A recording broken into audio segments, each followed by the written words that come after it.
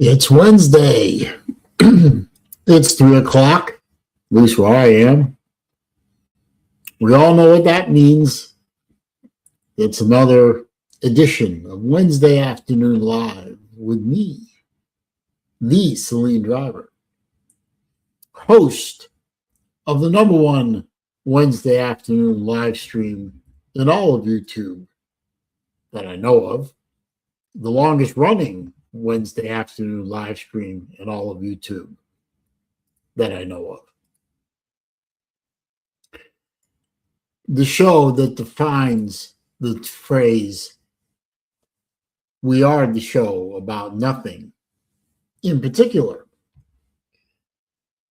And I know that to be true because if you look at replays of previous shows, you know that we bounce around all kinds of topics. And, it sort of depends on the mood of the folks that come into the StreamYard and the folks that are in the chat box. Don't forget to click the thumbs up button. Please and thank you. That always helps out. Let's see. Baylor Man was the first guy in.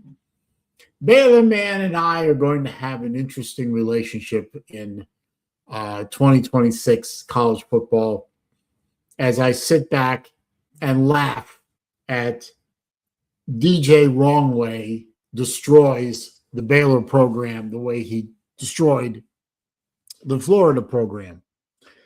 Good riddance to DJ Wrongway. He will not be missed by Gator Nation, trust me. He will be missed about as much as people miss a good swift kick in the nuts or a dose of syphilis or a bout of amoebic dysentery. I do feel sorry for Baylor Man that he's going to have to watch DJ Wrongway take his team apart as they have a sub-500 season. Because DJ Wrongway is a 5-star dummy and a 5-star bust. Steve Pearson, good to see you, sir. Sven, everyone's favorite German Mississippi State fans. And Watch 62, one of my watch buddies. How are you, sir? If you are interested in watches and you want to see other watch reviewers besides myself ply their craft, I do recommend subbing up to Watch 62 YouTube channel. He does review quite a number of watches. He concentrates mostly on the micro brand and Seiko spaces. A lot of his watches are very affordable, very approachable by the average watch buyer. He does a good job, and you should give him a sub up. Go over there and give him some love. Anyway, you're welcome. You might get one sub out of this channel, but it's one more than you had, right? So, college football for the 2025 season, even though we are 3.5 weeks into 2026. College football 2025 is officially over. We saw the national championship game played out on Monday the 19th. I watched the game. I did. Oh, that's a good idea. I did enjoy the. Let me see if I grab the link to his channel. Actually, I think if you click on the little blue, the little dots here, and let's see, can I?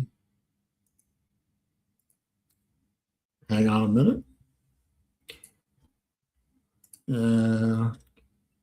Yeah. Okay.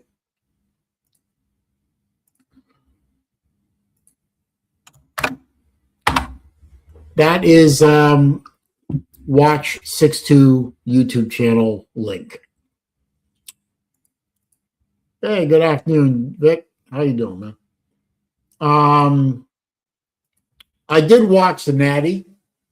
Uh, I enjoyed that game thoroughly. I thought it was an excellent game. Uh, Indiana held the lead for, I think, the whole game, but it was a tenuous lead. And Miami hung right in there, or depending on how you look at it, Indiana hung right in there with Miami, since everyone thought that Miami had the better offensive and defensive lines and had the personnel to take out the magical Indiana University team. But in the end, Indiana got a last minute interception from Carson Beck, which sealed the deal.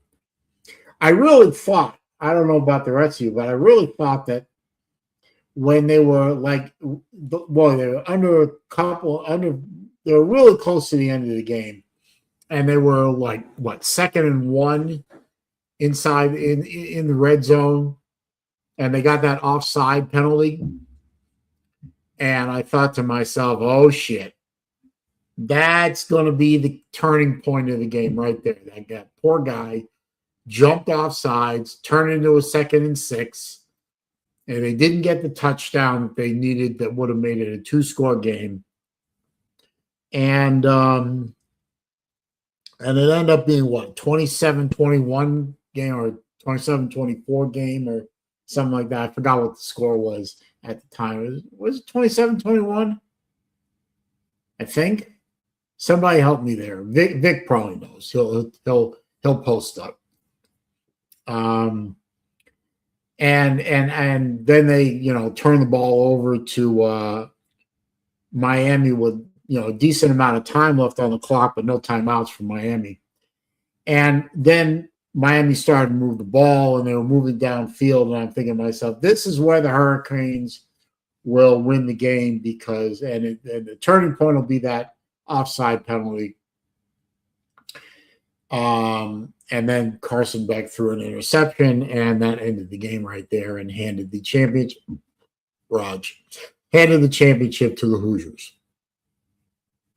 I don't know if anyone else looked at that sequence of plays the way I did, but that's what I saw. It was a great game, just the way a Natty should be. Not a blowout, not a, one team really didn't deserve to be there and kind of lucked in or backed their way in or something like that. It was a true battle all the way to the end, and Indiana pulled it off. And I ain't sorry about that. Being a Floridian, you would think, and some people actually who knew I was hoping that Indiana would win the game and said, "You're not a Midwesterner." No, I'm not. You got no attachments to Indiana. No, I don't.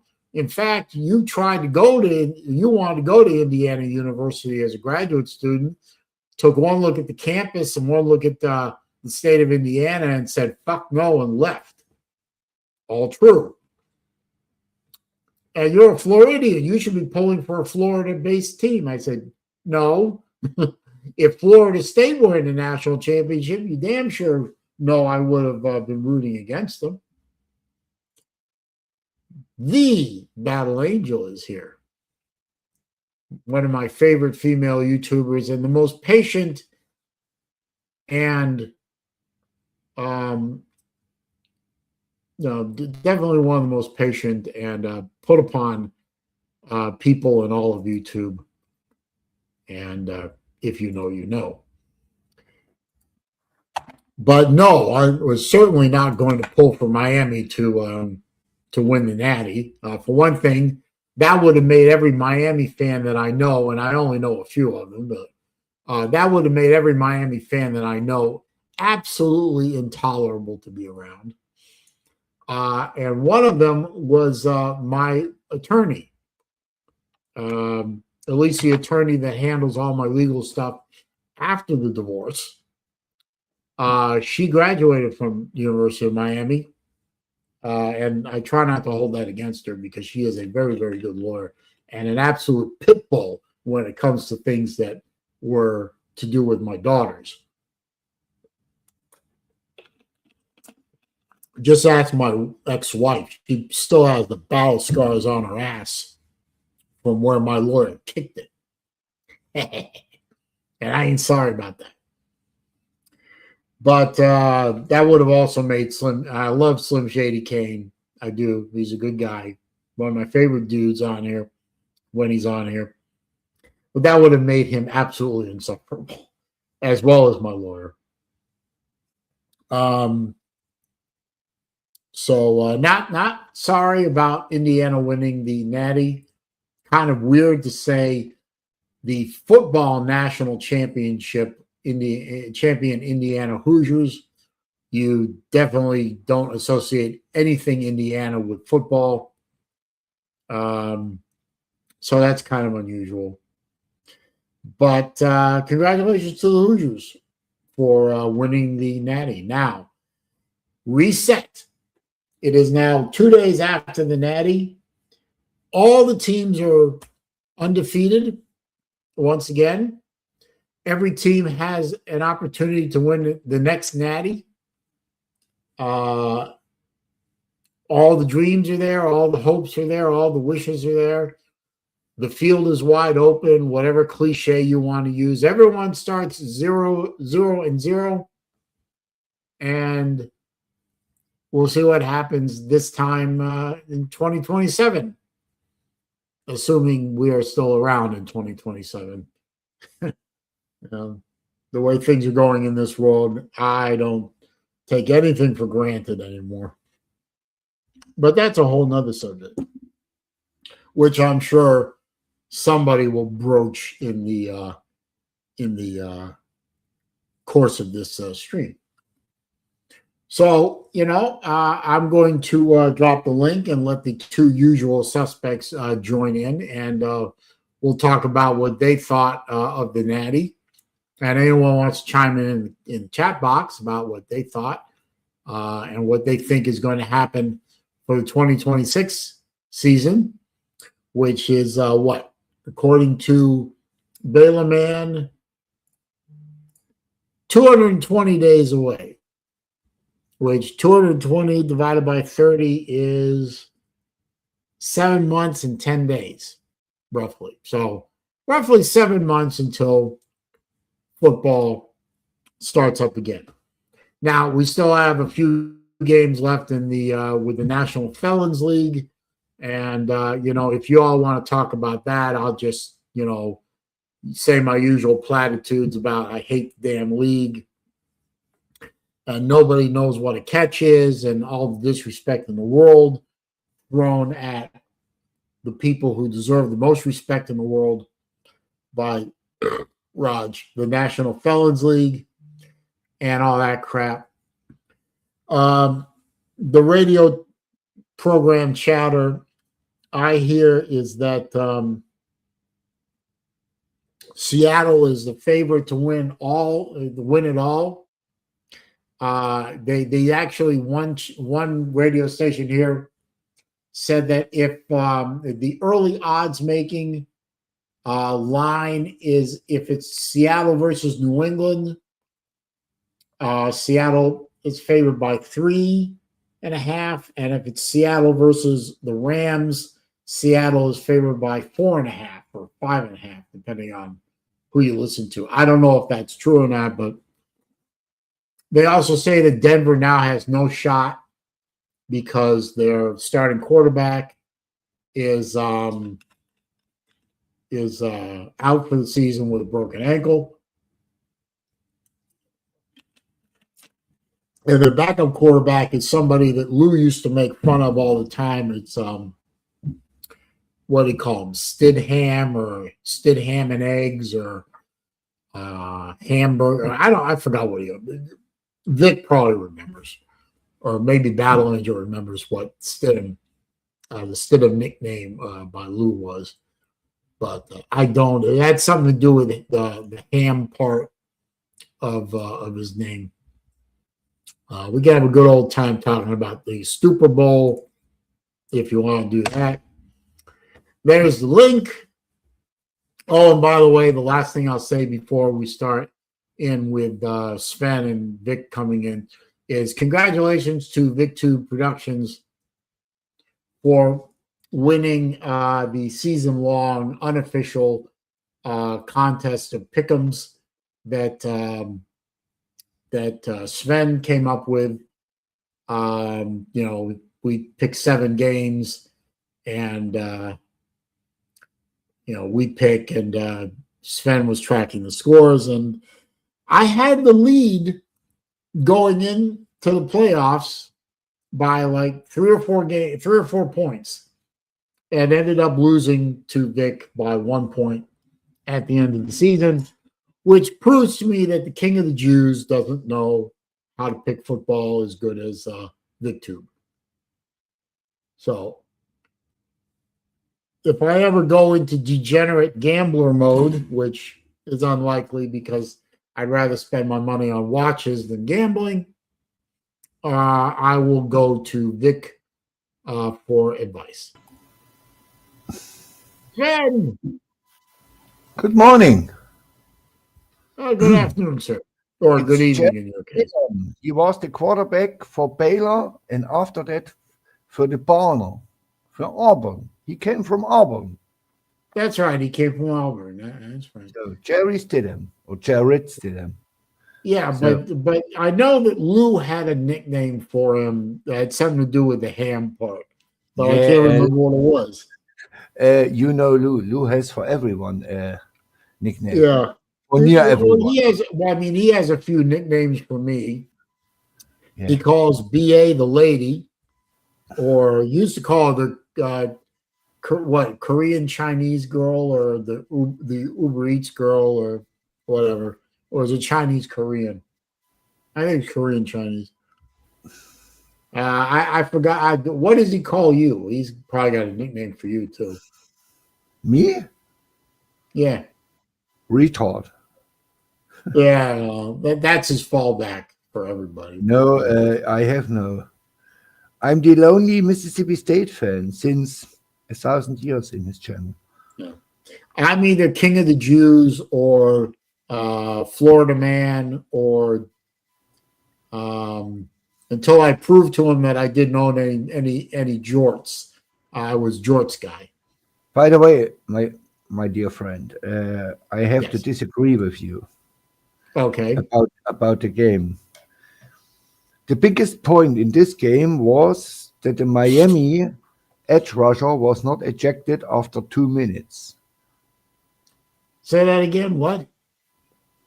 The key point of this game was when the Miami edge rusher on the second or third play made helmet to helmet and cleaned up Mendoza with his helmet. This was clear cut. Rule by rule targeting.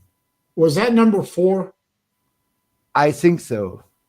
Yeah, he's the one that threw the punch at the Indiana player after the game was over. Yeah, and he should be real tough guy throwing a punch at a guy with no helmet on. He should be ejected, and if he is ejected, the game is over. The game is gone. And Miami blew the game. Simple as that. Miami was the better team, but the more disciplined team and the better coach team was Indiana. Yeah. And coaching matters in big games. And that's why Indiana won. No, I did not punch anyone. I was talking about a football player. Jesus Christ. She comes in the middle of a conversation and wreaks absolute havoc. Yeah. She's Aussie. Leave her alone. Come in here, girl. Yeah, she's and I think she's crazy. Not the better team won, the better coach won. I mean, how can you go 4th and 4 or 4th and 5, and the better quarterback won? did you saw Mendoza run when it mattered most? And that's the difference between a number 1 overall pick and a late second round pick in Carson Beck. When it mattered, Mendoza delivered. Did you see that one run that Mendoza did when he scored the touchdown? Yeah. That was I swear to you, the first thing I said to myself was, "Oh, he's number 15." And he just did this insane run where it looked like he was going to get stopped 3 times and got all the way to the end zone. I said, I think he was channeling his inner Tebow. Yeah, he must have called up Cam Newton or Dak Prescott or one of these big running boys. Yeah, because Mendoza doesn't really look like a big running boy, does he? I mean, he is 215, 220. He's not skinny. It's not very big for what he was trying to do. But he's not built for running 10, 15 yards downfield with contact. Now, Tebow was what, 235, 240? Oh, by the way, I have good news for you. I have really good news for you. You're going to send me maybe Florida can win a national championship next year. And I'm dead serious. I'm dead serious. I tell you why. Please do. Did you saw what took place in Tuscaloosa, Alabama? Did you hear about it? That a G League player, a professional from basketball, from the G League, who signed a rookie contract with an NBA team and 2 G League contracts, was suing the NCAA for playing for Alabama. And if this thing goes through, call up Tim Tebow. Call him. And you have your quarterback for next year. Call him up. Tebow did 4 years at UF. And? Who cares? He's used up his eligibility. Diego Pavia played 17 years. Chambliss played 19 years. Who cares? I think Tebow's probably out of shape anyway. I mean, he's better as anything what you have on campus. No, that's probably true. If you give Tebow 8 weeks and you tell him you can play for the Gators 1 more year, he will be in shape. I can guarantee you this.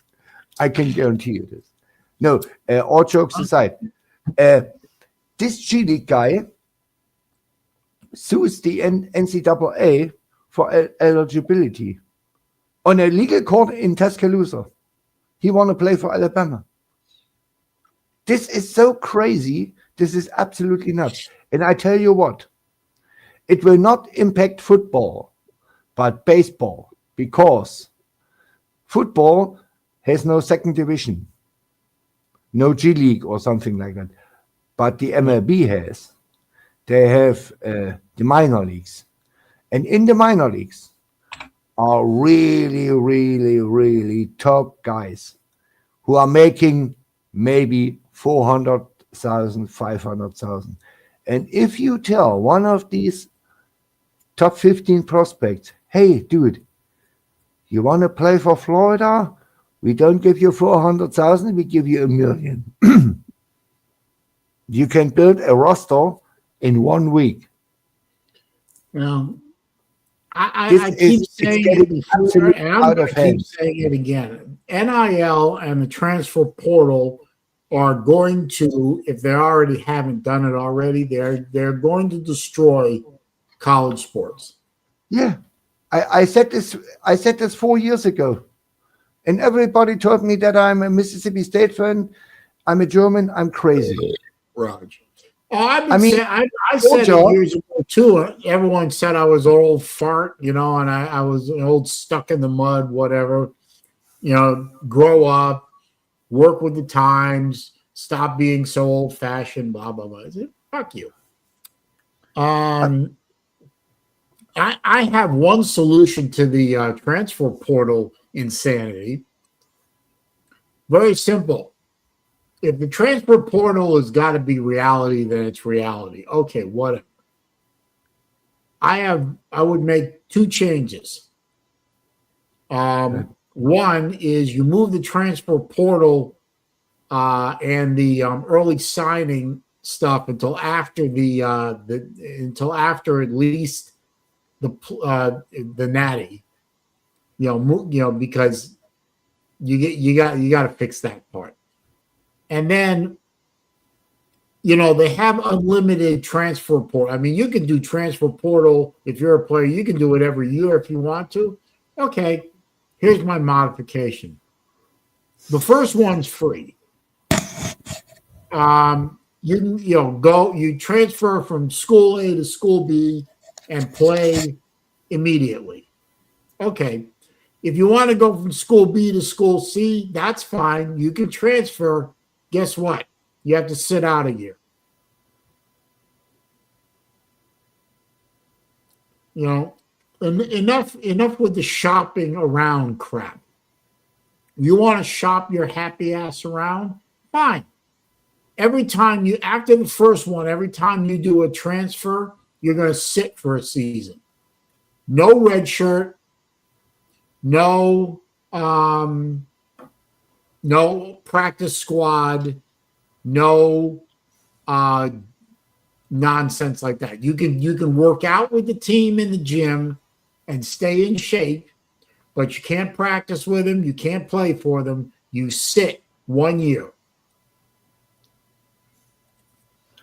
I think that's fair. I mean, I'm tired of these guys that do 3 and 4 transfers with no penalty, and the school that they transfer in and out of, they're the ones that get burned. Oh, look who's here. TJ Finlay is on his 7th school. Slim! My friend. How you doing, man? I wonder if Slim will come in. I'm sure he's wearing a black armband, but No. I think we got to put an end. I think we have to put an end to this unlimited transfer stuff without penalties. There's got to be some kind of cost. There are only 2 solutions. One is a collective bargaining agreement, and the second thing is we give you 5 years. Not 4, we give you 5. Hang on. That's more as 4. It's 1 year more. But unclean hands. Good to see you, sir. I appreciate you stopping by. If any of you guys have any interest in, I don't know if anybody in here besides me knows about First Amendment auditors. We call them frauditors or auditards. I know Libby does. But these crazy people, you mean? These are crazy people that walk around with cameras. Yeah. And they stick cameras in people's faces and say, Yeah.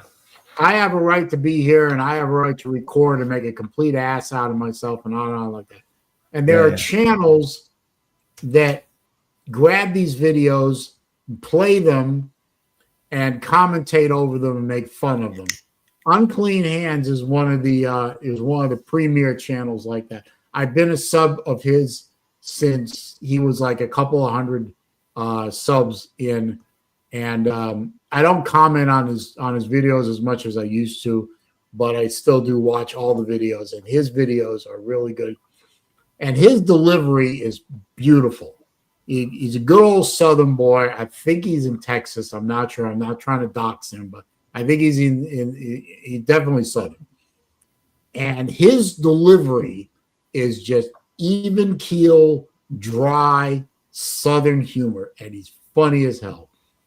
And he does a great job. Okay, he is from Texas. He does a great job. And you definitely want to, if you're into that sort of thing, definitely go grab his I'm trying to see if I can give him a sub. Yeah, give him a sub. I'm trying to let me get his channel link right here. I gave watch 6-1, and if you post the channel, I do the same. Let me put his channel link in the chat. That's the link to Unclean Hands. And yes, you are funny, sir. Stop it. He's a good guy.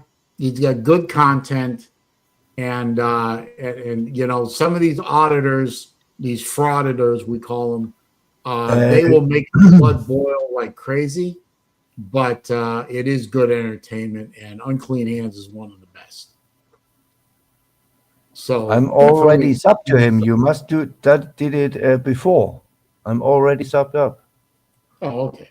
Well, he's been here before, and I say the same thing before. You gotta give Unclean Hands some love. And if you like motorcycles, you know, he's an old motorcycle guy too. I'm not good. Hey, I'm funny? No. Thank you, sir. I appreciate that. I don't know if I'm funny or not. I'm funny looking, but Libby will tell you I'm funny looking. All right, man. Well, wait a minute. Yeah. I appreciate you stopping by, UH. Don't forget to click the thumbs up button on the way out. I appreciate it. You all have a good day. Back to this game. Yeah, back to this game, Miami, Indiana. I think it was a closer game as I thought. It was a real championship game. It was a outside of these two really bad targetings and the hand throwing at the end. It was a dogfight from minute 1 to minute 60. It was a worthy championship game.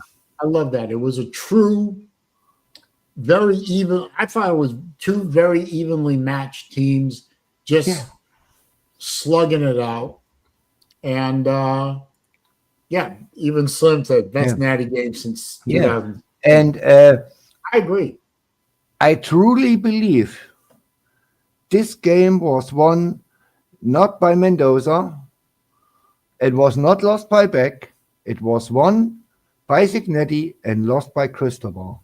It was one or two little decisions who let Indiana win the game. I mean, and I cannot argue with that. No, I mean, you can say about Signetti, he is cookie, but the guy is simply good. Oh, wait a minute. Slim, come in here. Tell me.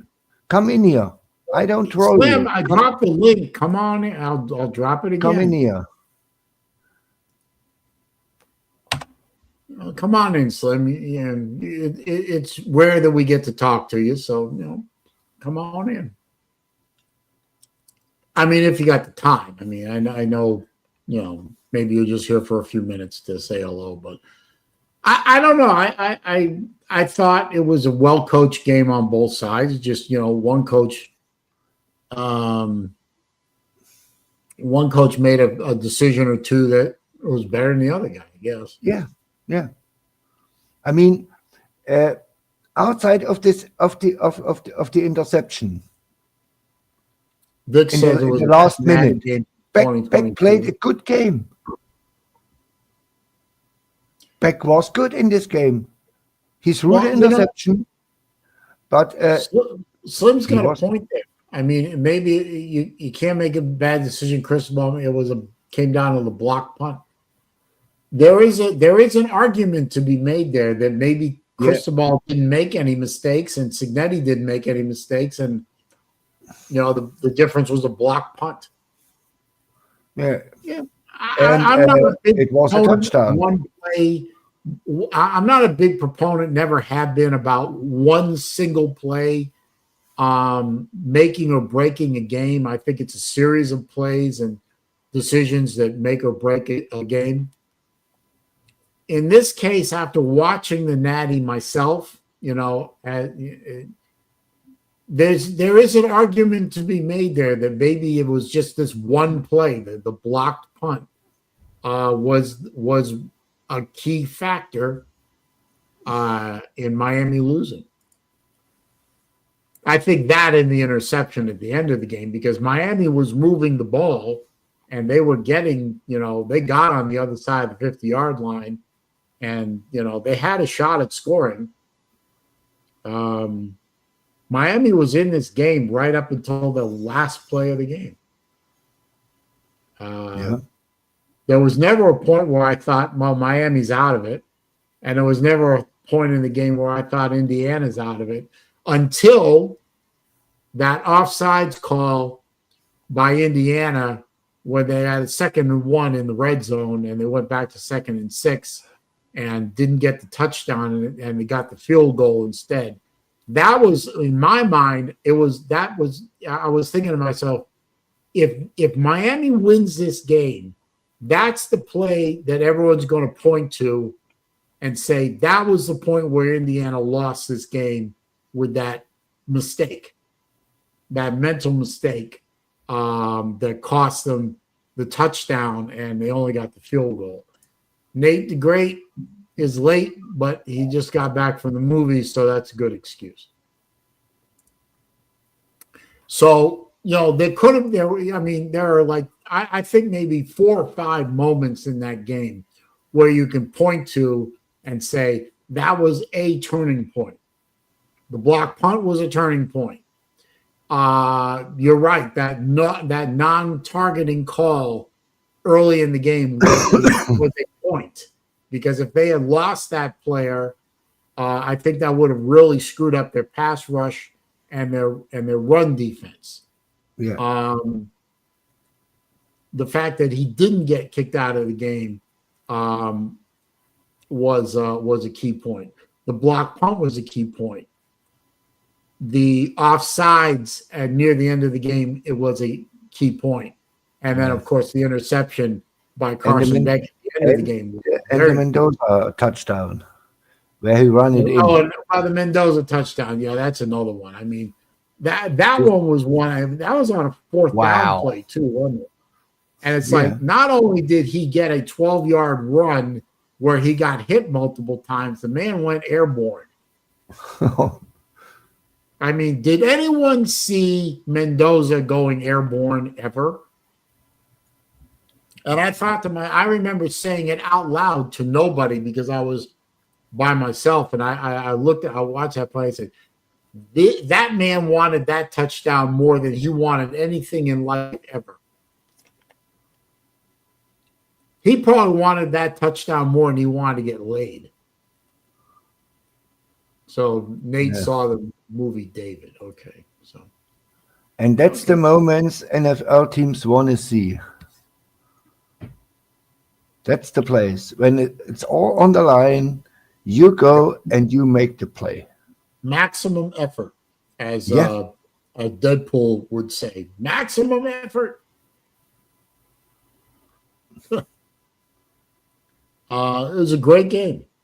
Yeah. Like, depending on who we believe here, whether we believe it was the best natty since 16 or the best natty since 22, it was definitely it was one of the best natties I ever watched, except for the 2 Florida ones or the 3 Florida ones, where I mean, those were the blowouts that I enjoyed, the 96 and 06 games. The last game, who was a real thriller, was the Alabama-Clemson game.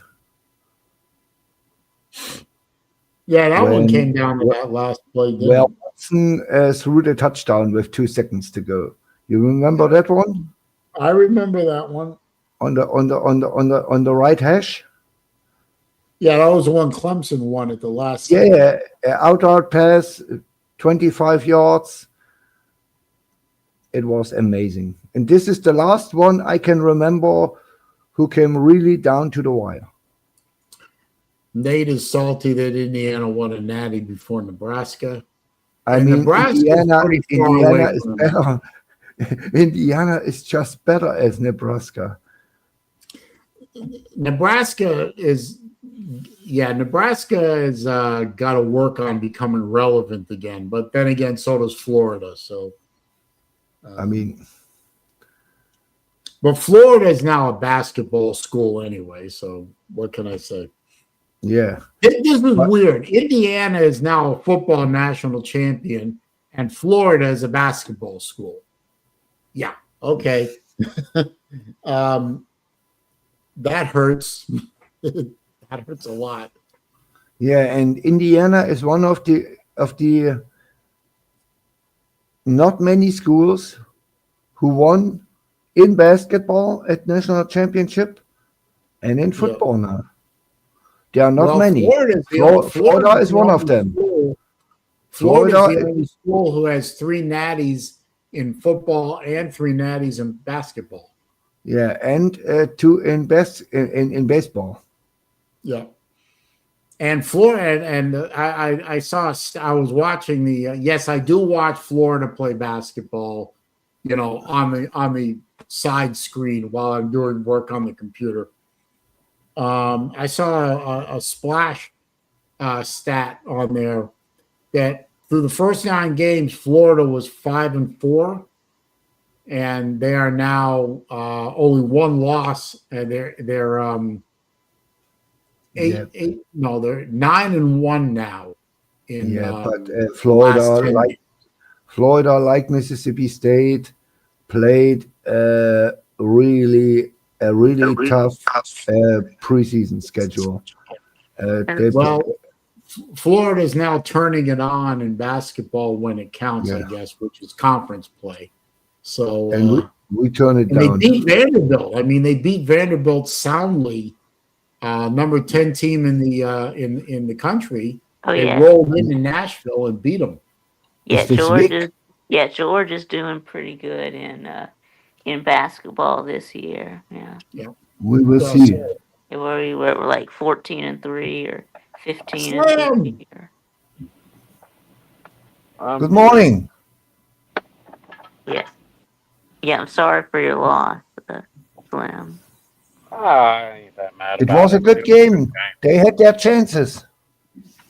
I said going into it, it was going to be a close game. I said the first team to score 24 is probably going to win. And that's what happened. Yep. Slim, turn up your microphone just a little bit if you can. I mean, I'm on my headphones. I don't know if I can. Yeah, I can. Yeah, it's okay. Yeah, I can hear him fine. Yeah. Well, great game though. I really, really enjoyed watching the national championship. I had nothing. I had no dog in the fight. Obviously, is that better? Yeah. Oh, that's much better. I had no dog in the fight. I had,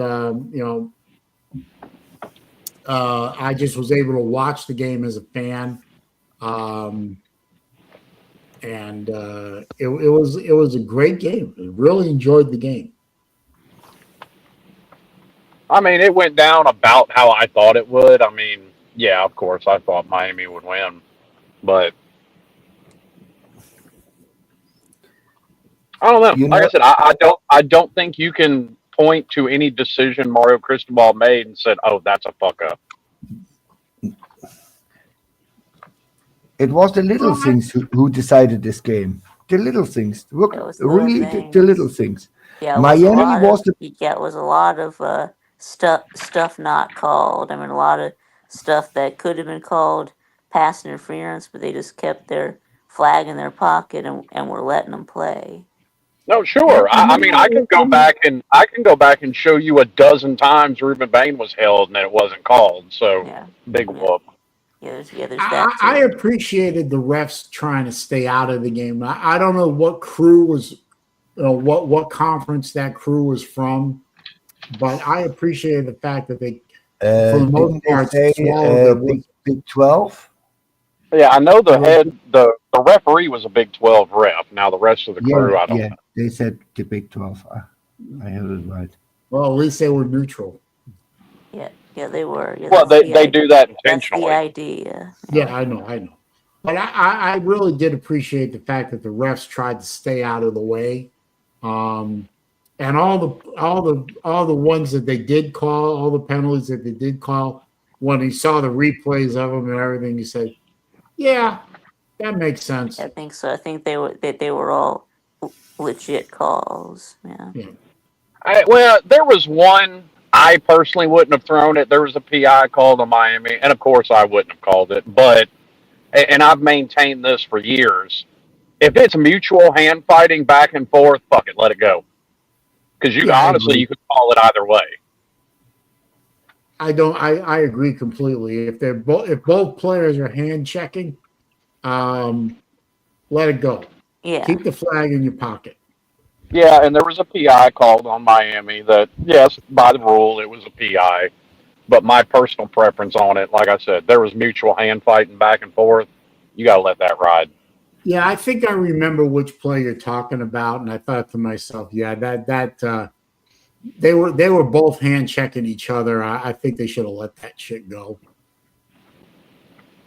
But the whole targeting thing, I've stood on this and maintained the same stance on it for years. Targeting should not be a damn rule. Should not be a what rule? A camera. Shouldn't be a rule at all. Well, I mean, I think it should be a rule, but I don't think it should have the ejection. But yeah, I think fuck that. The ejection part of it, I don't like. But I'll use Pigskin Pete logic on it. If you don't want it to happen, don't play football. I mean, that's true. I'm still worried about Pete. He seems to be a little angry lately. Pete's always a little angry. Well, a little more than usual, man. Shit, I spent all day. There was one day last week we were texting back and forth. I just spent all day pissing him off. Gee, Slim, I can't see you intentionally pissing anyone off. I just don't see that out of you, sir. I know, right? Very, very uncharacteristic. Yeah, you're a very low key, go with the flow kind of guy, Chill guy, yeah. Chill guy, yeah. Go along to get along. But not out to make anyone crazy. But he's like also his other side of him. If you fuck with him, he'll fuck with you. Well, yeah, I've seen that in action before. Yeah. Yeah. Not towards me, but no. Should have been at work yesterday. You'd have seen it really in action. Oh. I don't think I do well at walking around in a prison, but yeah, I'd be a little too skittish. I don't want to be anywhere near a prison. I'm not made for this shit. Like I said, it sucks that we lost, but as a college football fan, I can't be mad at that. No. Like I said, you could point to the Beck interception, and I'm not even entirely sure it was underthrown because the way the receiver was talking, and honestly, you could see it on the play. He never looked back for the ball, so he didn't know whether to slow up or do what. Yeah, didn't the receiver in the post game? Didn't that receiver say it was his fault? Yeah, because he didn't turn around and look for the ball until after the DB had already caught it. Yeah. I don't remember seeing that. I didn't look for that. I'll have to watch the replay and see and look for that. I don't know. All I know is that he made that DB look like the intended receiver. So he did. I thought Beck played a pretty damn good game. Yeah, I mean, until that one play, I cannot fault Beck for anything else during the entire game. He looked poised. He looked like he knew what he was doing. It wasn't a Carson Beck where he throws 3 picks in a game and somehow his team he only threw one. Out. So. You think is Beck going pro or is he coming back for another year? Yeah, he's going pro. Yeah. Yeah, he's out of eligibility. Yeah. Somebody will pick him up. And I heard somebody. And I heard that Fernando Mendoza's little brother, forgot his name, but he's going to Georgia Tech or transferring. He's at Georgia Tech now. Yeah. And the University of Duke sues Mensa for $8 million. Do what? The University of Duke. What was Duke? Sues, Duke University. Yeah. Duke University or University of Duke or whatever it is sues Mensa for $8 million because he signed a contract last year. Right. They're suing him and over NIL. His sign is under this contract and it's a binding contract with the school. Yeah, I didn't know. And he would not be at Miami. I didn't know Duke was spending that much money on football. But damn. Who are they suing? Mensa? It's the quarterback for Duke. Darian Mensa, their quarterback, is transferring to Tennessee. Yeah. I thought Mensa like the organization Mensa. It's like wait a minute. What's that? What's Mensa? Watch company. Just kidding. Is it Mensa like a place where geniuses come from or something like that? Oh, I thought that was Harvard. Mensa is in German, the catering place in a university, like the buffet we call it Mensa, where the students eat.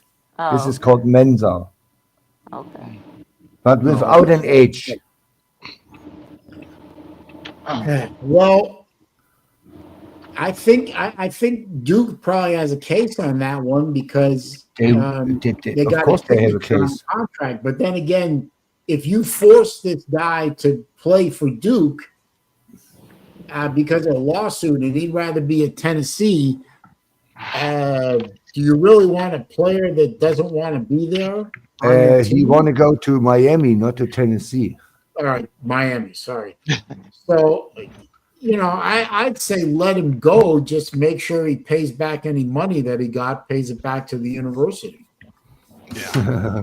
I mean, I'd rather do that than force a guy to be on my roster that doesn't want to be there because he ain't gonna play at 100%. He'll play at like 50%. Yeah, 2 weeks ago we had the same with Washington and LSU. Do you remember that one? That's why I said earlier. That's why I think this transfer portal bullshit has to end. You've got to impose penalties on these jokers. You want to transfer every year? Fine. And that's what you're starting to see. The first one's free. Everyone after that, you got to sit a year. Yep. I mean, that's easier to say, but unfortunately, the court case in California that ended up creating NIL is blocking the NCAA from enforcing any rule that they happen to create.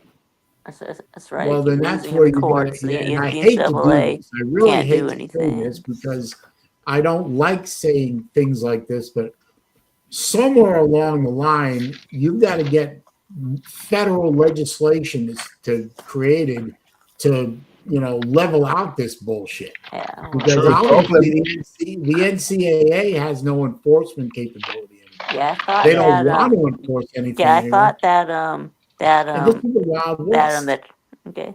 thought that Trump was going to make a college sports commission and put and put Nick Saban in charge of it. No. The sad part. Whatever happened with that? I don't know. He might still do it, but I think he's got more important things on his mind right now than sports.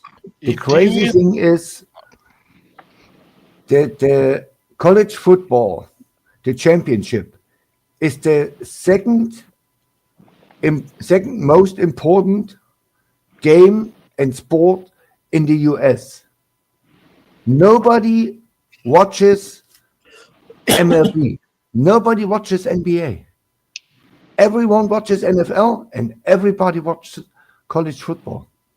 If that were true, then MLB wouldn't be able to sustain itself with these massive contracts. So I kind of the Dodgers have 9 people with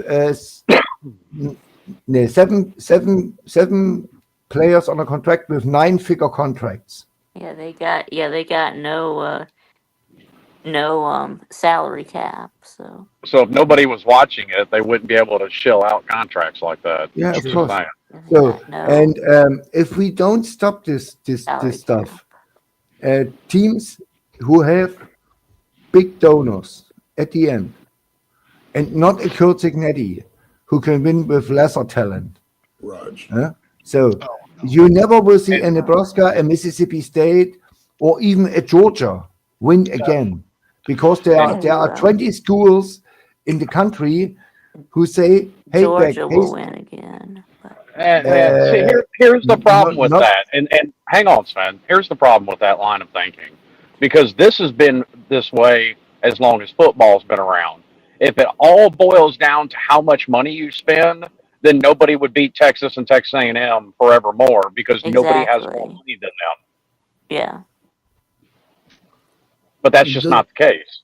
Good to see you, Vandy. And I really doubt that claim of yours, but if you can show me that that's true with facts, I don't believe that the NBA finals are more popular than college championship. No. I mean, by your logic, Sven, Miami should have won this game 100-0 because they outspend Indiana 100-0. Well, I mean, the NBA finals also play up to 7 games. So I mean, of course, so does the NHL. It's probably gonna be more people watching 7 games than all right. Than one game. I say that the NHL playoffs has more than the NBA finals or playoff. Not college. Ooh, I don't know about that. No, I don't think hockey is as popular. 7 games. It's 7 games against 1 game. So is hockey. Hockey against playoff hockey has 7 games. Well, that's fine. But when you talk about sports that generate revenue out of major sports, hockey's sucking hind tit. Yeah. Nobody in the South watches hockey.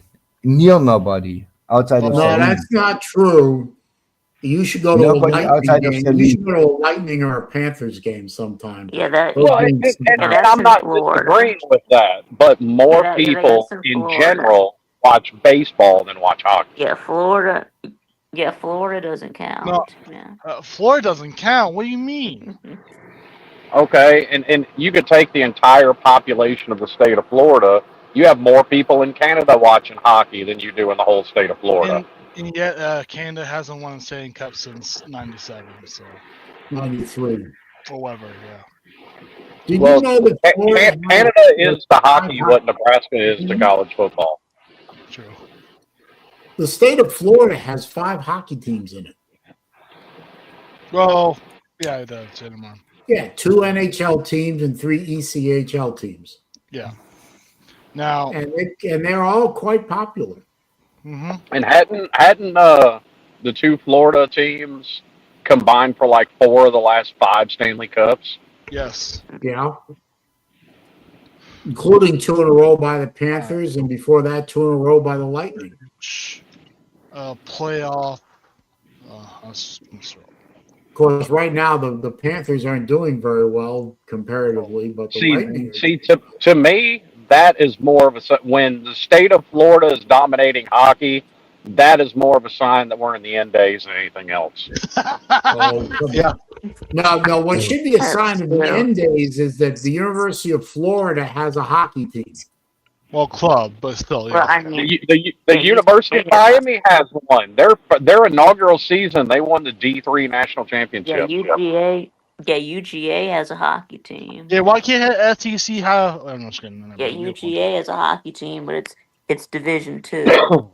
Yeah, but it snows in Athens every once in a while. It doesn't snow in Florida. That's right. Yeah, it's supposed to. Yeah, it's supposed to snow in Athens Saturday and Sunday. So. Did you get bread and milk yet? Yeah, we got that already. Yeah, we got milk and bread. Whenever a weather event is going to happen, it's always bread and milk. I don't understand that. Bread and milk needs refrigeration. Yeah. There's a weather event happening here. I had to reschedule my flight from Saturday to Friday. What'd you say? What requires refrigeration? Milk. Well, we can put it outside. Yeah. No, that's true. You can put it Come outside. over here. We have a heat wave. We have 28 degrees right now. 28 degrees. That's not a heat wave. Of course, it's a heat wave. 28 degrees Celsius. Hey, 4 days ago we had 4 degrees. You remember that Fahrenheit? one? What I told you? 1.5 foot snow. The snow. Sven, I hate to break the bad news to you, but you need to get off the metric system. 2 world wars have already proved that inches are in fact better than centimeters. Mm.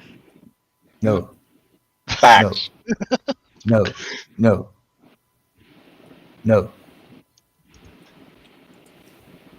I forgot. 2 countries use inches. That's like Japan. That's like 2 countries. Japan.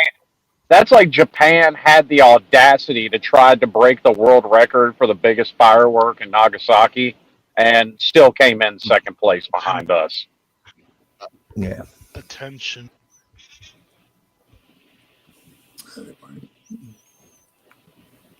The Americans should use the system who everybody else uses. No, the undefeated World War champs decide what system gets used. Oh, that would be us. But you forgot you didn't win a war since the World War II. You lost every war since the World War II. We won. That's what you forgot. We won. I've yet to see us lose a war. No, we won. Matter of fact, we've won every war since then. We beat Vietnam into submission where they signed the Paris Accord. We took over Iraq and Afghanistan in like 3 weeks. You couldn't take over Baltimore in 3 weeks.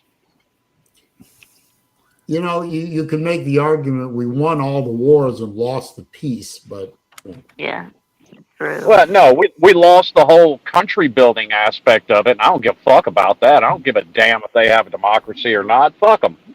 Fuck them, feed them fish heads.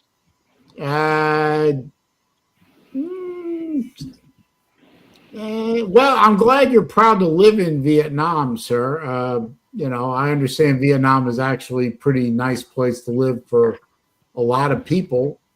Personally, I don't want to live there, but I understand that a lot of people who do live there.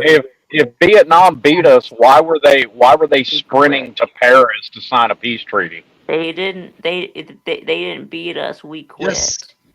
Yeah. We didn't even quit.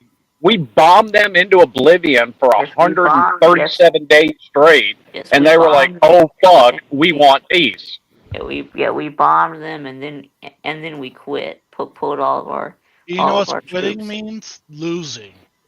Yeah, we pulled all of our troops out. We signed a peace treaty with Vietnam. North. And then we left. I love this revisionist history. Like, guess what? We signed a peace treaty with Japan too. Hang on, Vic. We signed a peace treaty with Japan too. Does that mean we lost or quit on World War II? No, we bombed them into oblivion too, and they said no mas. Yeah. What happened in Vietnam is we signed a peace treaty with Vietnam. They agreed to a divided Vietnam. The war was quote unquote over. I guess we won. I'm not, whatever. We won or whatever. We pulled out. And then we left. We pulled our troops out. Yeah, we pulled out, and then the North Vietnamese invaded the South, and we didn't support the South. And which, by the way, was like 2 years later. Yeah. It was in 75 instead of 73. Yeah, so we had already left the theater of operations. The communists we didn't support, took over after the we Ford left. administration didn't support South Vietnam when the North invaded them again in violation of the treaty. And once they crossed the border, the corrupt South Vietnamese government collapsed, and that was all she wrote. So did we lose Vietnam? Did we lose the war? No. Did we lose the country? Yes. So no, I think we actually should have handled. I think we actually should have handled Iraq and Afghanistan much like we did Vietnam. Bond them into oblivion until they said no mas, Yeah, and then packed up our shit and left. Yeah, we did that with Afghanistan. Yeah. Yeah. I did find Yeah. that funny. Like they didn't try the country building in Afghanistan that they did in Iraq. I never understood that. I didn't understand it either. And after we left, the Afghans who we had left in charge of their own security and gave them all this stuff to fight with, and they let the Taliban, and they didn't even try to fight, and just let the Taliban take over. I mean, Yeah, and the Taliban's still in charge in Afghanistan. But yeah, it doesn't matter how much revisionist history you try. The fall of Saigon was in '75, and the Paris Accords were signed in '73. Yeah. So good try there, Mandy, but history does not back you up. Well, like I said, won the war, lost the peace. At the end of the day, I don't give a fuck about Vietnam. I mean, you could debate whether or not we should have been there, but the fact that we were and we bombed them to the point where they said they don't want no more and cried uncle sounds like a W to me.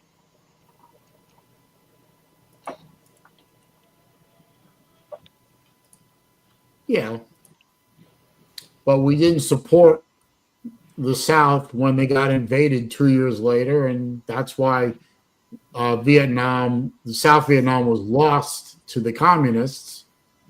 Ironically, one of the reasons we went to war in Vietnam was the policy of containment, which I don't know if anyone else remembers that policy, but me and maybe Sven.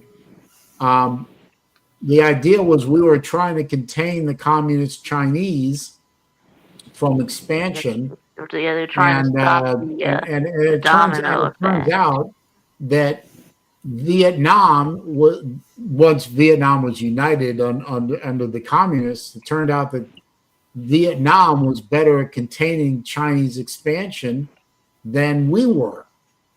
So ironically, pitting the Vietnamese communists against the Chinese communists did more for the policy of containment than anything else that we could have done in the area. And then Cambodia turned communist, but we didn't invade them. So no, not intentionally anyway. Robert Sharpton, good morning or good afternoon to you, sir. Well, and to be fair, we didn't really invade Vietnam either. Vietnam was a French territory that we ended up taking over from the French. After the Vietnam because the original conflict was they won their French, their independence. Yeah, they won their independence from French. So. Can you imagine if we had just left well enough alone and let Vietnamese have their independence? Probably could have saved our country a whole lot of pain in the end. Yeah. Well, actually, 50-50 hindsight, 20/20 hindsight and all that. Yep. I actually think the better idea there would have been, instead of having a proxy war with China somewhere else, just fucking go to war with China. Well, we tried that in Korea, but and it would have worked in Korea, but Truman didn't want to commit. He didn't want to commit to all-out war. Yeah. Not with the Chinese, no. No. Well, no, because the Chinese had our backs. That's why we never really went to war with Russia, because the Chinese had our backs against the Japanese. Those two fucking hate each other. Yeah, Mike, it has been a while since we've seen you, so good to see you again, sir. Well, I mean, you can look back on history all you want and play the what if revisionist game, Raj, all you want, but it does turn out that the Vietnamese were better at blocking Chinese expansion into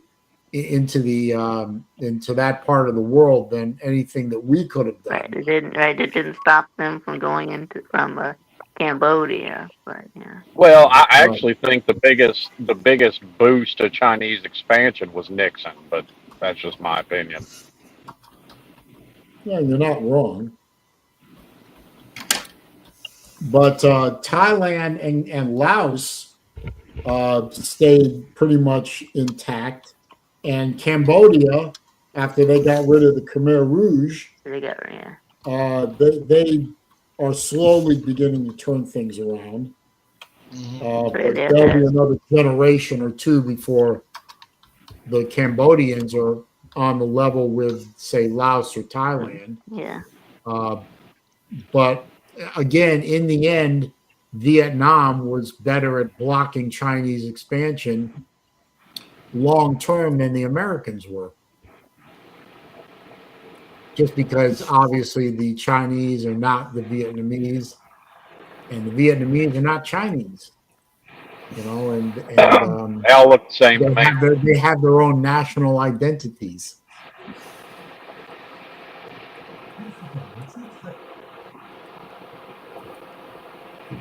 They all look the same to me.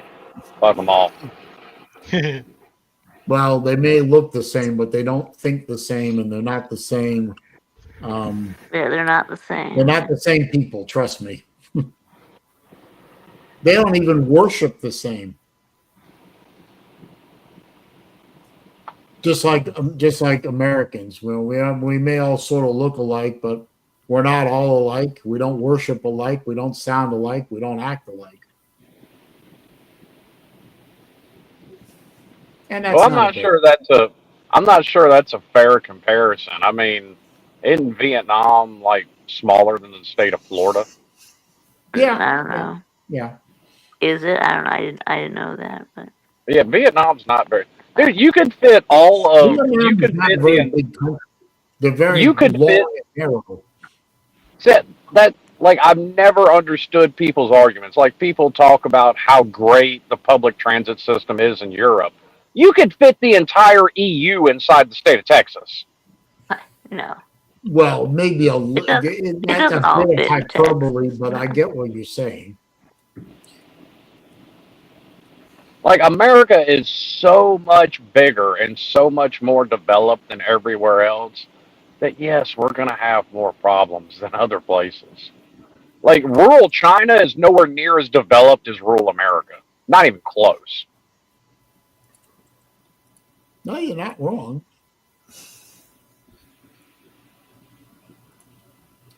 But yeah, I mean that argument about the train system and public transportation, and why can't America do it like the Europeans do it? Well, you can fit the entire European continent inside of our, between the two oceans, and still have plenty of land left over. America is so much more vast than Europe that a European-style rail system, for example, doesn't work. Now, you could almost fit the entire EU inside of Texas and Alaska twice. That's how much bigger America is. Plus, different cultures.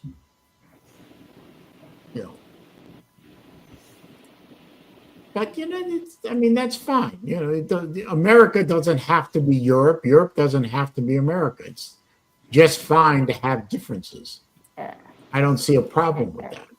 Okay, so that one country in Europe is the size of a state in the U.S. Yeah. Pretty much. Smaller states too. Like the whole country of France is smaller than the state of Georgia.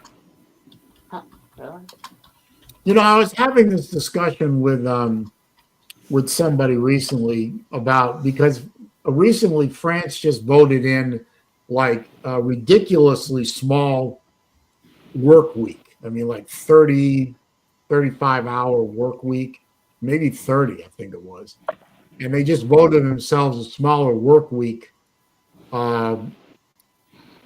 And I remember hearing that. And I turned to the person and I said, and this is why France doesn't have any heavy industry anymore. you can't make money in France building things because nobody wants to fucking work. And I think at the time their argument was nobody seems to want to work anymore anywhere, even in America.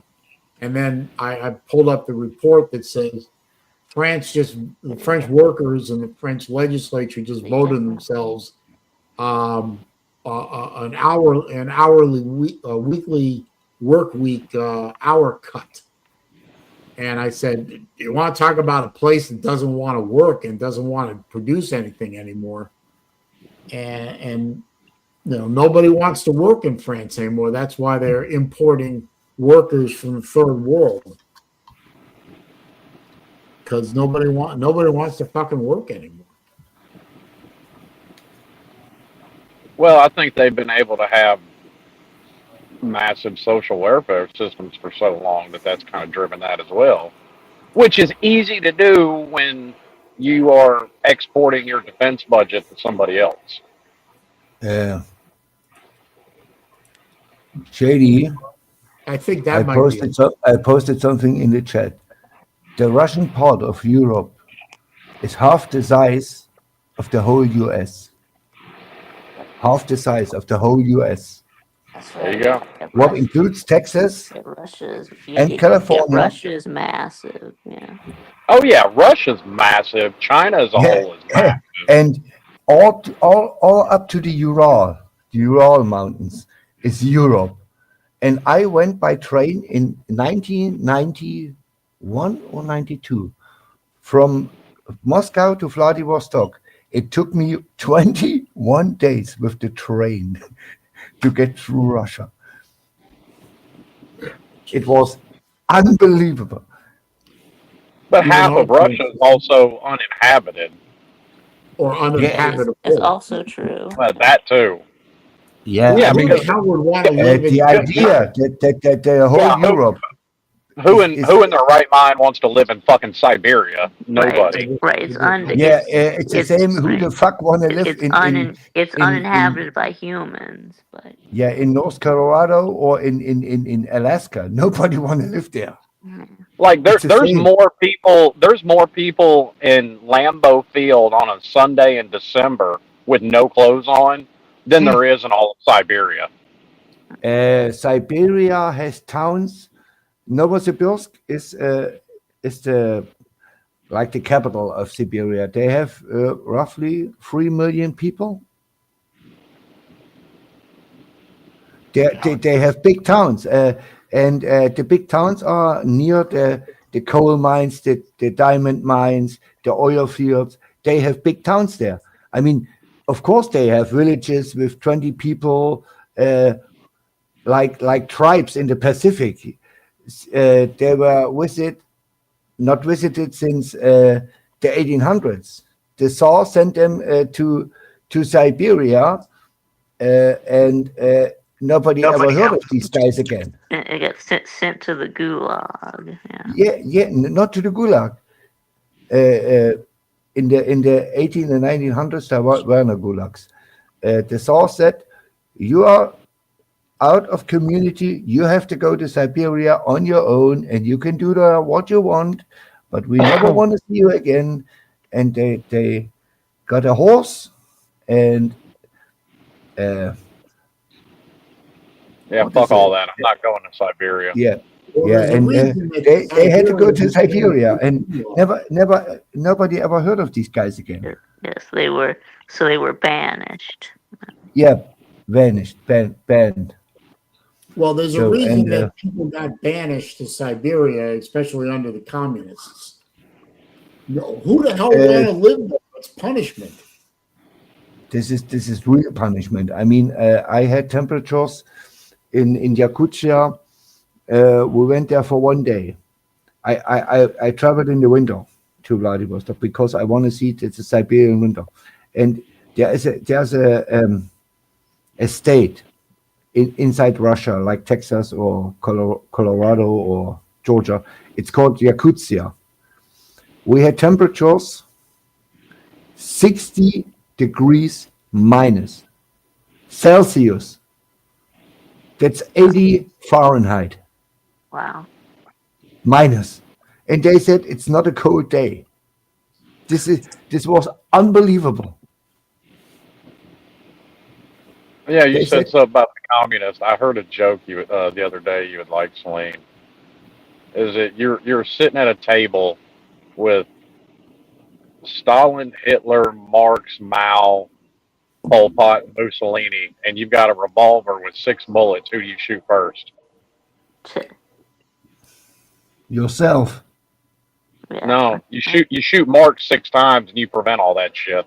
Oh yeah. Mhm. That ain't wrong. Yep. There's some logic behind it.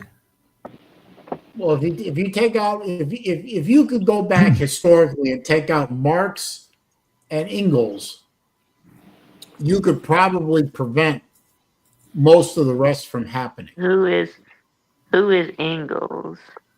He was an English The body of Marx, and Engels was a son of a company owner. He had a wool factory, and he was very rich. Engels was the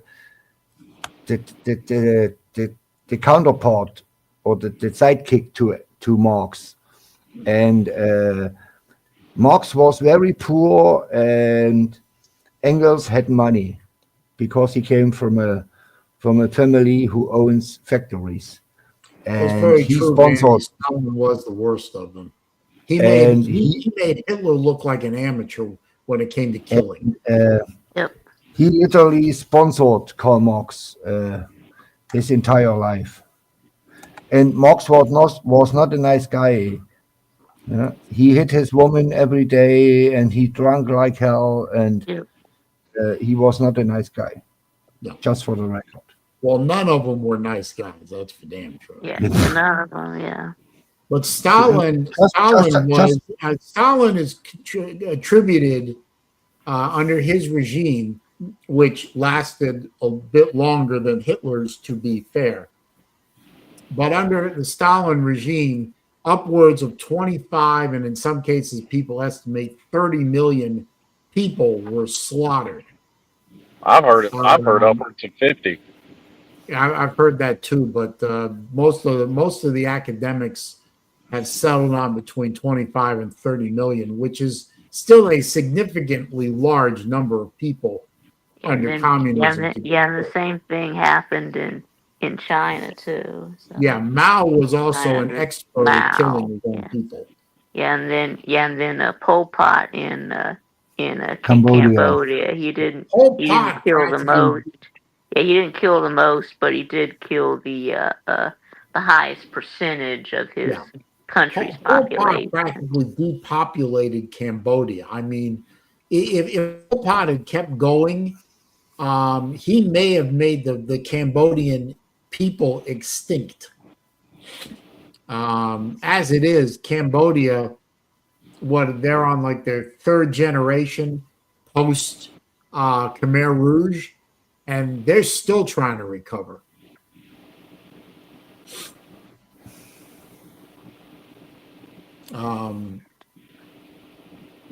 It's amazing how many people died because of communism. And a lot of it can be traced back to 2 people, Marx and Engels.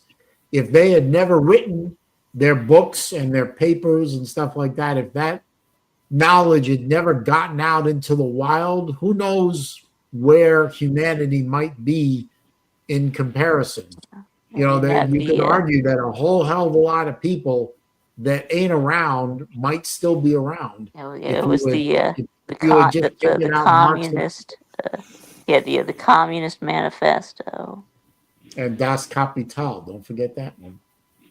Which, by the way, if you read the Communist Manifesto, it reads like it was written by a child. I swear to God. Well, Marx was completely uneducated. Yeah, to read the Communist Manifesto, it reads like it was written by an 8th grader that had too much sugar in the system.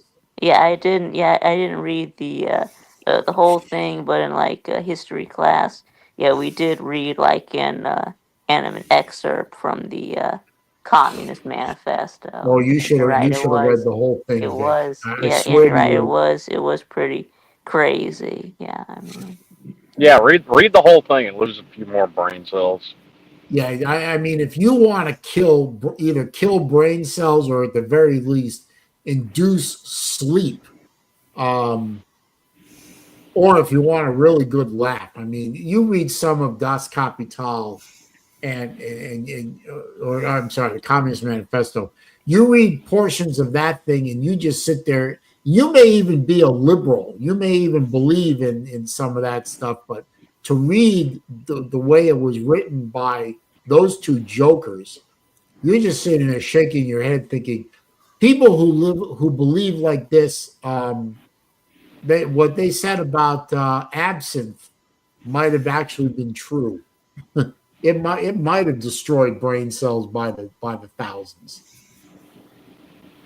Because those Well, I'm guys. about to say there are people today that think, oh my God, Karl Marx is a genius. Yeah, I've seen some of those people. The fact that they still exist in 2026 is probably the scariest thing of all.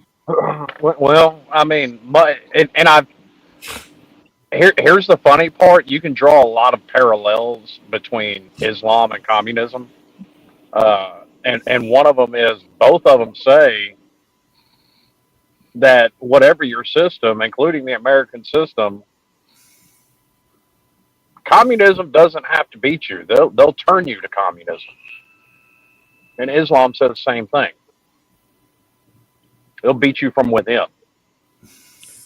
Yeah, they're both taking advantage of the inherent good nature of people, or at least the desire not to appear hateful.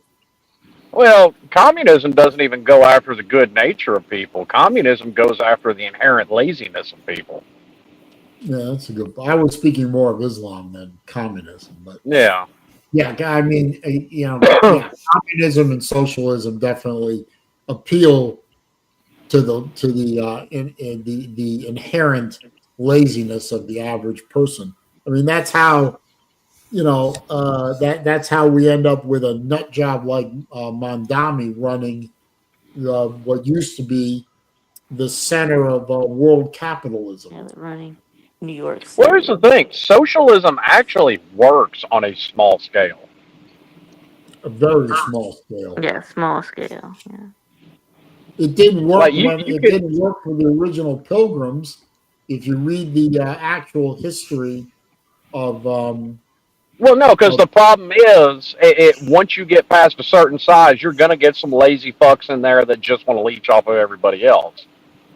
And then when you're talking about applying it to something the size of America with what 300 million citizens somewhere in there. you can't even apply that to something. Well, no, as there's small as 350 million people here, but only around 300 to 320 million are actually citizens.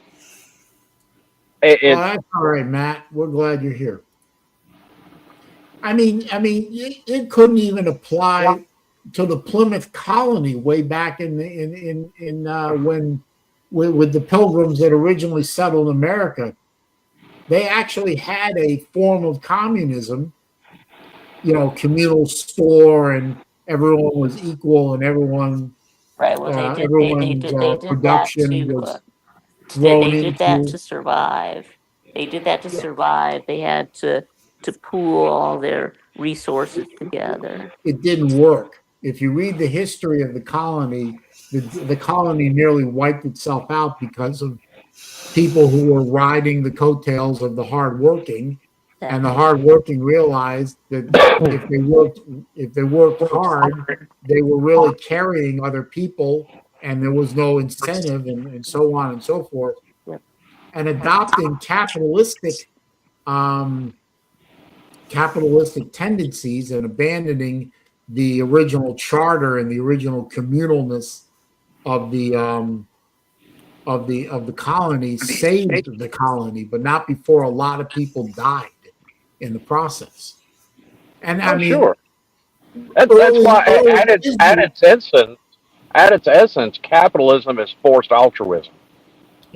And if you look at the early history of Israel, for example, Israel was was crisscrossed all over the original land by what are called kibbutzes, kibbutz, which is basically communal living and communal settlements all over the country. They didn't work very well because of the inherent human nature, which is, if I can get away with being less productive and still being carried along by the more productive, I'm going to do that. And the kibbutz system nearly wiped Israel out before they ever got a chance to establish themselves. When they got away from the kibbutz system a little bit, and they introduced more capitalistic tendencies in the settlements took off and thrived until, of course, they were attacked by Arabs, but that's a whole nother story. I mean, that's a more modern version of a communist system, a forced communist system to try and force growth into a situation, and it didn't work. Well, no, history's replete with, whether it's governments or any kind of centralized system trying to, we use term these days, manipulate the markets, but however you want to put it, even thousands of years ago, this shit don't work. Well, people in Vietnam taking a 2-hour break, I mean, that's no different than the Mexican siesta or anything like that. I mean, if that's the way they want to do it culturally, I mean, wonderful. But there are also reasons why, these are the type of countries that, while they have factories of a sort and so on and so forth, they're not exactly setting the world on fire with production and GDP and all that. Compared to like France compared to China, but yeah, France is just fine and dandy with keeping Germany supplied with electricity. They're okay with that. Well, France, I mean, countries like France and to a lesser extent England, and even Germany and the Norway, and not Norway, Norway, Sweden and Switzerland, and they've all been importing, and Norway, third world, and Norway, I guess, but they've been importing third world people, mostly from the Middle East, to do as laborers. And now they're suffering cultural upheavals. Well, I mean, we do. Well, I mean, we do that to bring in people to work. I mean, but the American more spread out country than. It was, and I don't know why it's considered a bad thing today, but it was basically a requirement that you adapt to American culture. Yeah, Europeans didn't do that, and now you've got no-go zones in London, for example. There are parts of London that, if you're a white Englishman or English woman, for example, you can't go. If you go, you put your life in danger. Yeah, well, it's like that in some American cities. Yeah, it is, and that's true. I'm not saying that America is exempt by it, but America is so much more vast than Europe. And in Europe, the problem is exacerbated only by the size of the country and the concentration of the population. Well, because to your point, London is built to handle around 6 to 7 million people. And there's over 9 million people in London now. Yeah, but I mean, there are examples of that in America. I mean, just look at Minneapolis and the city formerly known as Dearborn, which is now called Dearbornistan. Okay. Dearborn, what's it? Dearborn, Michigan, is now so heavily populated with Arabs, Muslims, that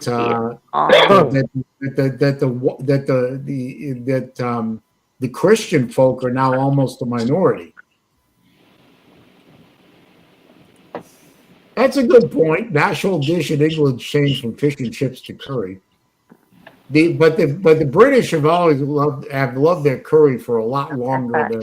I thought curry was Indian. Yeah, it is. But I think Vandy's trying to make a joke, actually. But I mean, there are cities in America like Minneapolis, St. Paul, like Dearborn, where there are a significant concentration of Muslims, and most of them are very much probably just peace-loving folks that really are peace-loving folks that just want to live their lives, but there are also the bad folks among them. And well, there's really not, though. And say what you want about this statement I'm fixing to make, I don't really care. But even the quote unquote peace-loving Muslims that just want to go about their lives still want to dictate how people live their lives.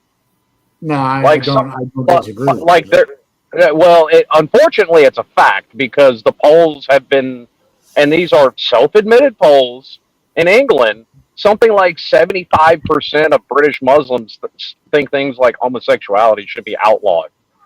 They should be able to throw you off a roof and hang on. They think it should be legal to chuck you off a fucking roof for being gay in Britain. So no, there are no just get along peace-loving Muslims. That's not a thing that exists. There's a YouTube channel that I've been a subscriber to for a very long time. The guy, it's called Disgruntled Danny 2 because it's a second channel for him. The original channel is, I think, gone. But the guy goes by Disgruntled Danny. He is a British guy with absolutely no filter on him, and he does daily videos, mostly of him walking around in what he calls a nature preserve in his hometown. And his videos used to be very comical, very funny. But his videos lately have a lot of them are concentrated on the what's been going on in England with respect to the downfall, what he sees as a downfall based on the illegal immigration of a lot of Muslims, mostly Persian, but also Arab. There is a difference, by the way. Don't make the mistake of calling a Persian an Arab or vice versa. They get very mad. They all look fucking same to me. Fuck them all. Well, that may be, but they take great offense if you confuse the two. I'm just saying. Hey, they can take offense. I still am fresh out of fucks to give. I understand. But if you watch his videos, and I'm actually going to grab a link. Oh, wait a minute. No, I'm not going to do that link because that's to a specific video. But I'm going to post a link to this guy's channel because he's actually kind of funny, and the videos he produces are very entertaining. You will get an insight as to what's going on in England right now with the problems they're having in England with respect to illegal immigration and everything actually parallel what's going on in America. Oh, and obviously our illegal immigration problem is, Hispanic and not Muslim, although we have that problem too. But the problems that they're having in that he's going over, and he's very critical of the left wing government, and he's doing all that criticism and commentary not protected by the First Amendment because they don't have a First Amendment in England, and they are arresting people for posting opinions that we're allowed to post here in America and say in America. But in England, they are arresting people that are saying and doing the same things that we are protected to do. So I recommend this channel for entertainment, certainly, but also it gives you a good insight as to what's going on, first of all, in the UK. But he also talks about what's going on in Paris. He has touched on what's going on in Germany, although we have our own local expert in Germany here with Sven. But I think the problems in Germany are pretty obvious when the German prime minister says the problem with Germany is there are too many Germans. What? Wow. They actually said that? I hadn't heard that. How can you have too many Germans in Germany? German politicians are against German politicians. Biden is a Harvard student with an A grade. I leave it there. Wasn't it Angela Merkel that said that? No. Wow. No. Who was it that said that? I was thinking. I leave it there. I get angry. Fuck politicians. No, we don't want to get Sven wired up. No, we definitely don't want fuck politicians. I can't stand these people. Yeah. You know? Yeah, we know. Germany, yeah, we know what you mean. Yeah. In Germany, definitely, we know what you mean, man. We let in for 30 years every Arab and every Turk they wanted, because we needed people to work in the lesser, they call it lesser jobs. It's racist, but that's what Germans are. Germans are racist. Yeah, it's very similar to what we That's did. how it is in America too. Yeah. But the Turks, they brought in the Mexicans to do the lesser jobs because they are racist.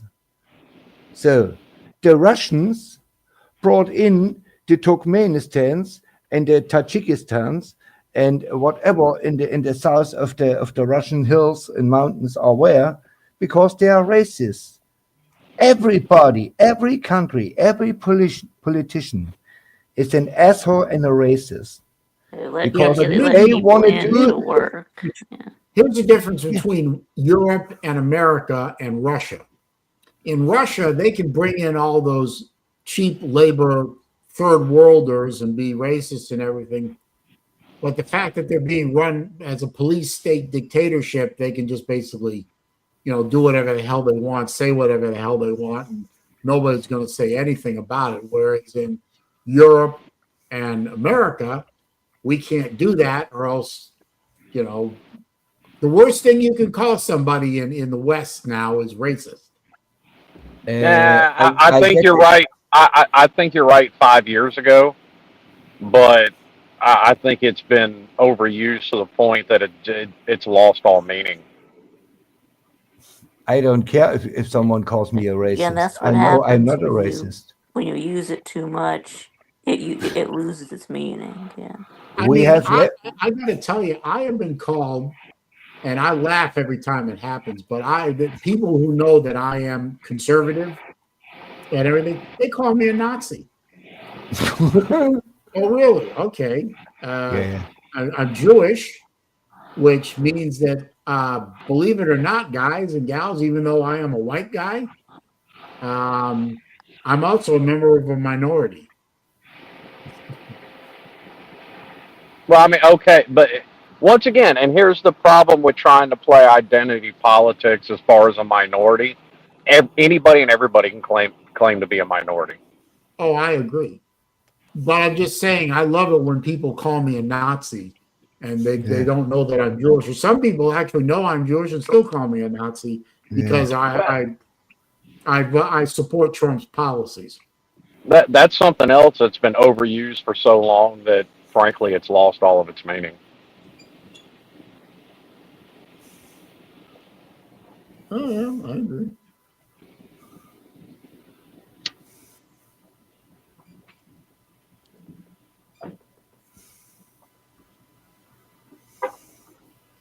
People are crazy.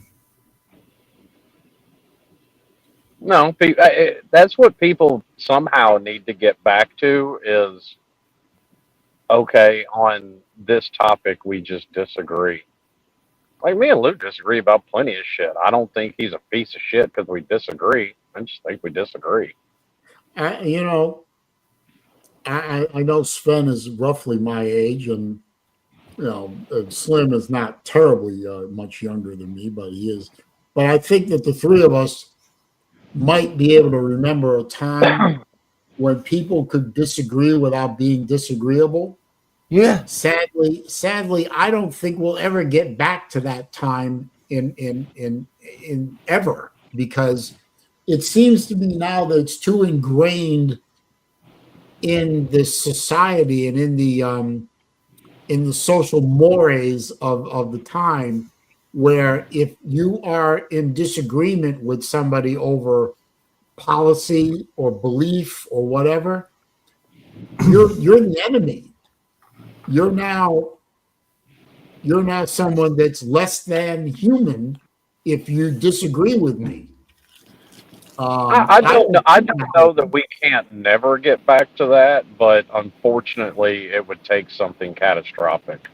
I think Because that's too far gone. Unless I agree with you, but that's I the think only we're thing too that far moves gone people. unless it's something catastrophic. That's the only thing that moves people en masse is something catastrophic. My grandpa was a simple. What catastrophe is going to change that? That's the thing that scares me the most.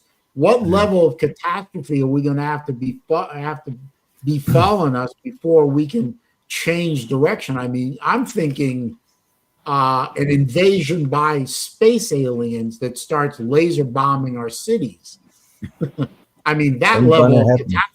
I don't think anything less than that's going to fix it. You know, Saleen, my grandpa was a farmer and a simple man. He told me in the 70s, son, you can disagree with me, but if you disagree with me, you bring me solutions or you be quiet. And I can understand that to a point, but you know, I revere my father. God rest his soul. I revere him. I revered him, and I revere him still. I miss him every day. I learned more from him than I learned from any single person ever, which is, I think, as it should be.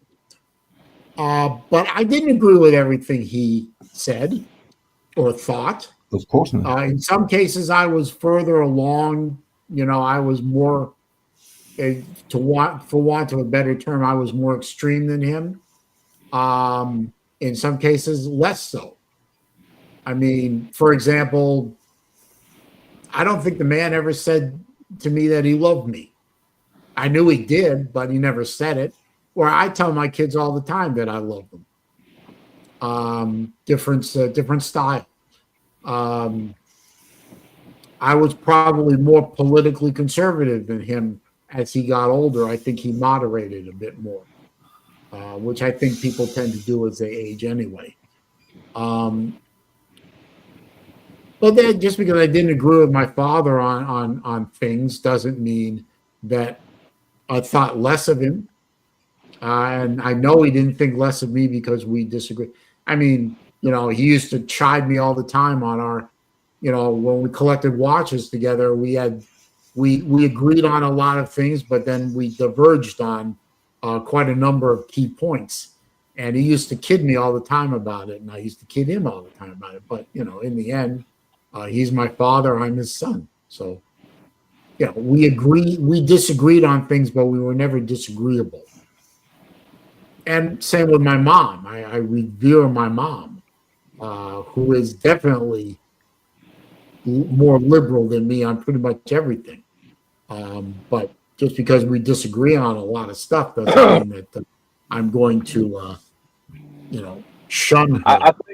I think we're well beyond the point of disagreeing and being disagreeable. Like we're to the point of we disagree, so I'm going to kill you. Oh, I agree. I mean, just look at that nut job in Minnesota. Take your pick of the nut jobs Which in one? Minnesota. Which Yeah, exactly. one? Which one? But I mean, you look at what's going on out there. I mean, pick the blue state or blue city. I mean, look at the insanity that's going on over simple, or what should be simple philosophical disagreements. We never used to try and kill each other over these things. We'd argue with each other, we'd debate with each other, but I don't think we tried to shoot each other or kill each other or run each other over with trucks or, stab each other to death in trains or anything like that. I've lived on this earth a lot of years compared to some of you, and even compared to most of you. I do not remember a time where, just because I was one color and you were another, that you wanted to stab me to death on the street just because I'm not the same color as you. Why should I? Makes no sense. No, it doesn't. Makes no sense. And I don't know where along the line life became so cheap. Hey, Daniel Berry, Sporting Highlights. Good to see you, sir. I don't know where along the line. I think it took a gradual time to get there, but we have so cheapened human life in not just in America, but all over the place. Human life has become so devalued that I remember. I'm sure you all remember the thing that happened recently in North Carolina, of all places, where this guy who was obviously severely demented, just for no particular reason, stabbed a white woman to death, and he was black. And I remember the outrage in the media, and I remember or at least on half the population was outraged by it. But after a day or two, it's like, shrug your shoulders and go on to the next thing. Well, society has the attention span of a gnat these days. Yeah, but I don't remember a lot of people being, I remember, and I'm going to go way back in the archives here on this. If you remember a guy named Bernie Goetz in New York, yeah, and what he did in the New York subway, and what he said was self-defense. And that was the event that inspired the creation of the Guardian Angels, Curtis Sewell's group. And I remember I remember that people were absolutely and utterly shocked by that. I mean, literally shocked by something like that could happen in America. And that shock lasted a good long time. I think if that happened today on a New York subway, not only would probably nobody really be surprised by it, but I would think it would probably be barely reported.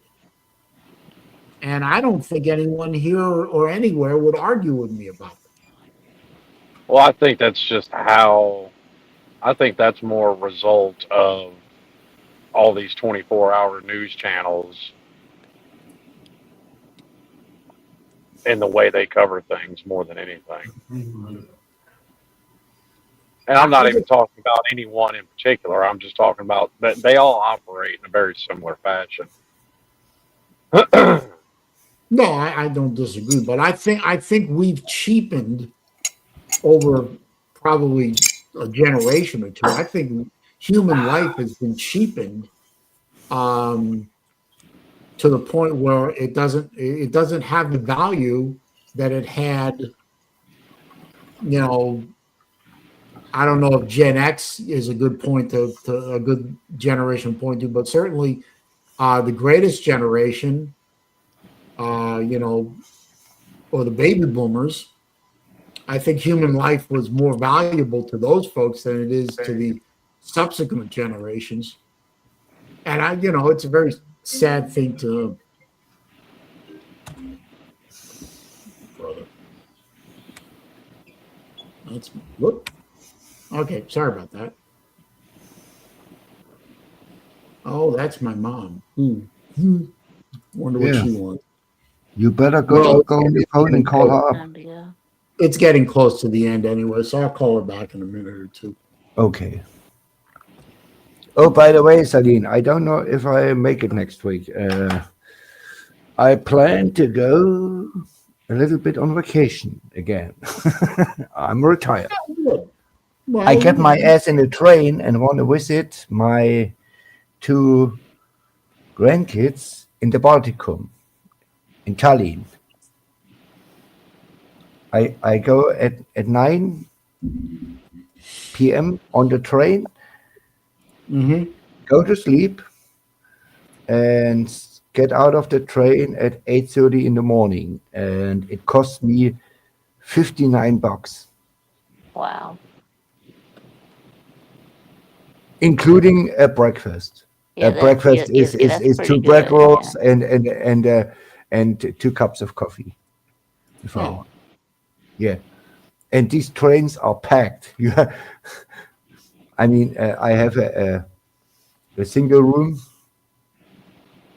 but the cheap rooms they cost $39 and $29 one way, and they are packed. Well, I hope you have a good trip. I will. I'm going to wrap it up though, because I just got a glimpse of the voicemail. You know, the new iPhone actually will transcribe the voicemail and pop it up on your shutdown screen or your whatever, your splash.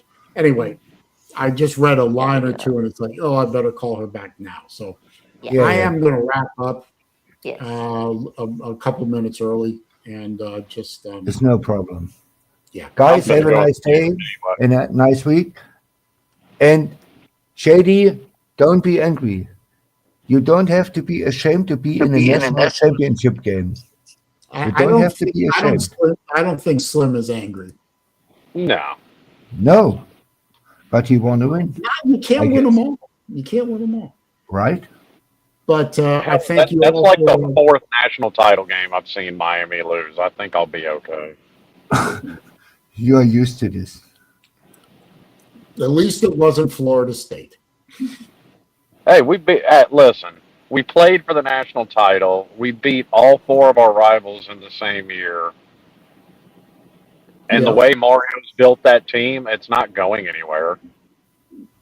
Well, yeah, it's true. Miami's going to be pretty tough. You need a quarterback.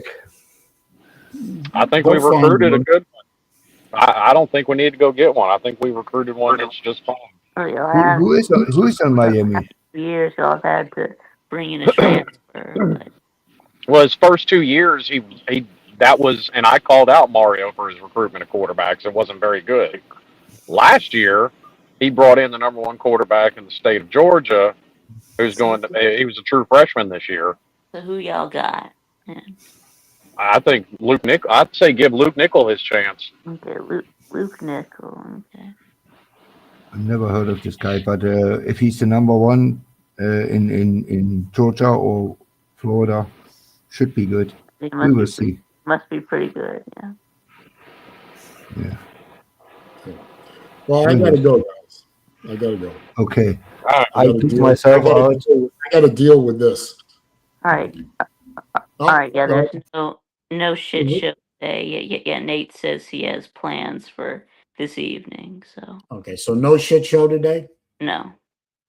Okay. And Slim, I forgot. I didn't get a chance to thank you for being here, but Vic, thank you for being here. And no shit show tonight. So everyone just go over to VicTube's channel on Friday night. Yeah. All right. Thanks, and congratulations, Vic, on winning the season-long pick'em with me and Sven. For the rest of you, thanks for stopping by. Don't forget to click the thumbs up button on the way out if you haven't already done so. I do appreciate that. It does help the channel. I hope you enjoyed episode 248. We'll do it again next week for episode 249 of Wednesday Afternoon Live with me, the SaleenDriver. Peace.